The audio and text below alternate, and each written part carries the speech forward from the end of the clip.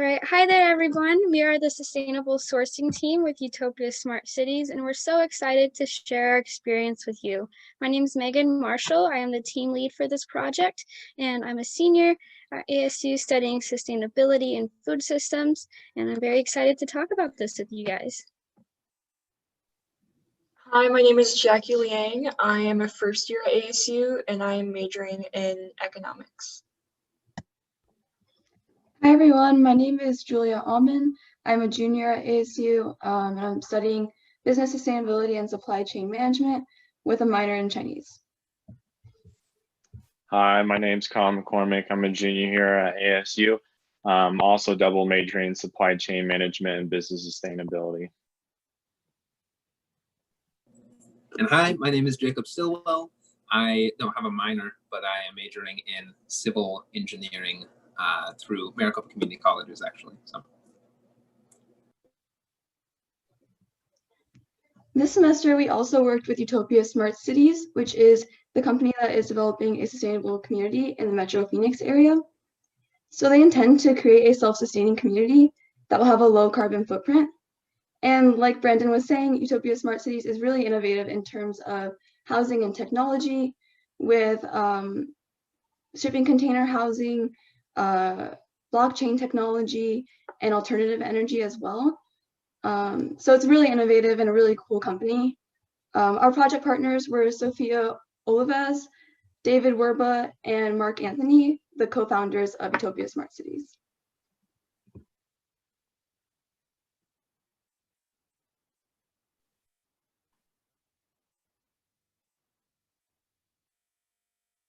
So our project vision and mission. So our vision was that we developed a list of alternative building materials that can be used with shipping containers. And our mission is to determine which alternative building materials can be feasibly used. It's important to keep in mind that our vision and mission serve as like the backbone and foundation to our project and guides our decision making.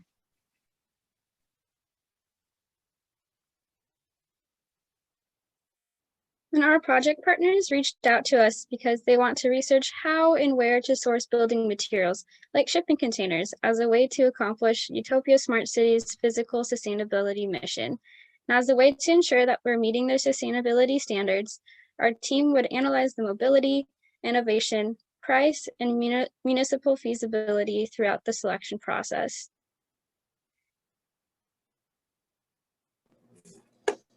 This came with some challenges, but we came up with a few solutions to sort of bring this this broad project down into something that was a little bit more manageable. It started with providing some insight on the building materials that we could use, as well as suggesting combination of them and sort of being innovative with the different ways that they could be used together. And then lastly, to take all of that information and bring that down, we created some infographics to compare and present those different building materials just to kind of get an idea all right there of what they compared and how they stacked up. So in order to achieve these solutions, we created some objectives for our project. So our process started with our first objective, which was to research sustainable building materials for the external structure of the community. And we measured our success for this objective by the number of materials that we were able to recommend to Utopia Smart Cities, which we wanted to get at least 5 materials to them. And then our second objective was to create an infographic to evaluate recommended materials in terms of the priorities that were given to us by Utopia Smart Cities. And so we wanted to evaluate each of the materials in terms of every single priority, which included sustainability, affordability, safety, mobility, and expansibility. And then our third objective was to create a pro and con chart for the top materials so we could compare them. And we measured our success for this objective by the number of pros and cons for each material, and we wanted at least 2.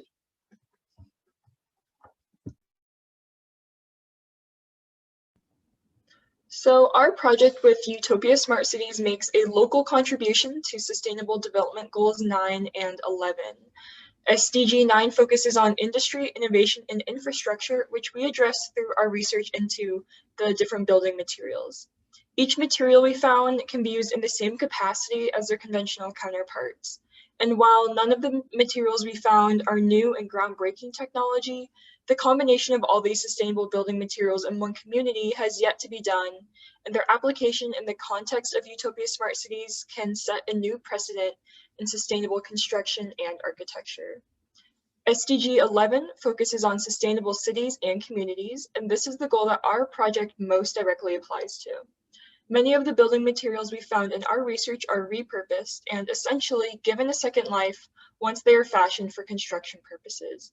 For example, regular cardboard can be collected to be compressed and formed into building materials for structures ranging in size from a gazebo to a fully functioning house.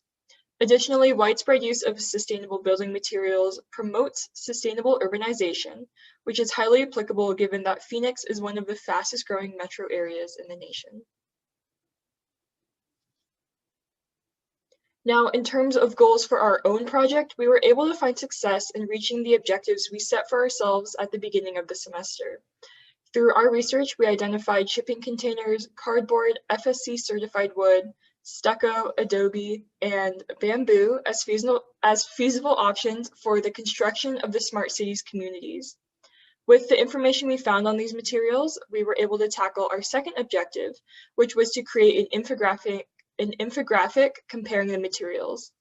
We decided to include a loose ranking of all 6 of our materials based off our identified criteria in order to make the infographic even more useful for our project partners.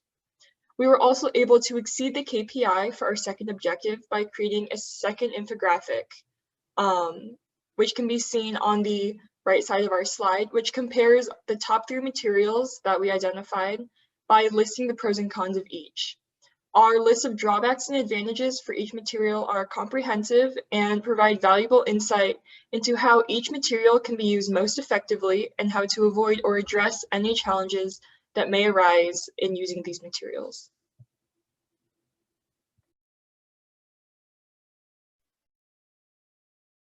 Key outcomes. So shipping containers are innovative because they are movable and redesignable.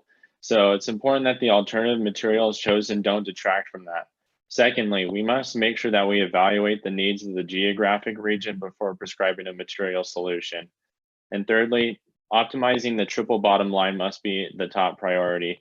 So this means first understanding how financial, social, and environmental variables interact. So a couple examples. So you can utilize supplier relations to benefit local businesses.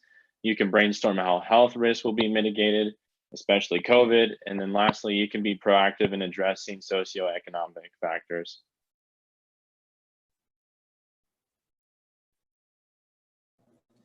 All right, and I actually want to sort of quote Colin, Professor Colin, our keynote speaker, because he said it right, keep your eye on the horizon.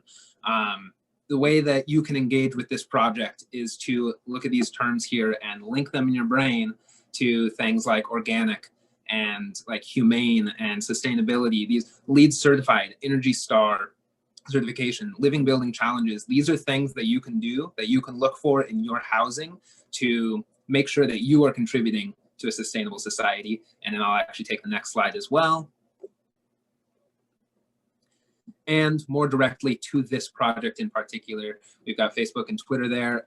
And most importantly, connect with Utopia Smart Cities on LinkedIn. Networking is so important. We want to make sure that as this project develops, it's a like multilateral project. So whatever your background is, Utopia Smart Cities is going to have a useful connection for you, and you're definitely going to want to watch as it progresses. So thank you. Yeah, and this opportunity to work with Utopia Smart Cities has been phenomenal. And we've learned so much, both as students and as future sustainability professionals. And we're so thankful for this opportunity to help make a difference in the world of sustainable development. We'll be more than happy to answer any questions of yours. All right, great job, team. So the first question, you may not see it on the chat because it's actually going to come from me. It's a question that I'm wondering. So with this project, resilience is a really big component of sustainability. So I'm curious to know if the materials that you guys were analyzing were specific to Arizona and specifically the climate of Phoenix? And if so, are there different considerations for sustainable building materials dependent on the climate of a given area? I'll take that one. Yeah, absolutely. That was one of the biggest things that we were debating in our meetings together.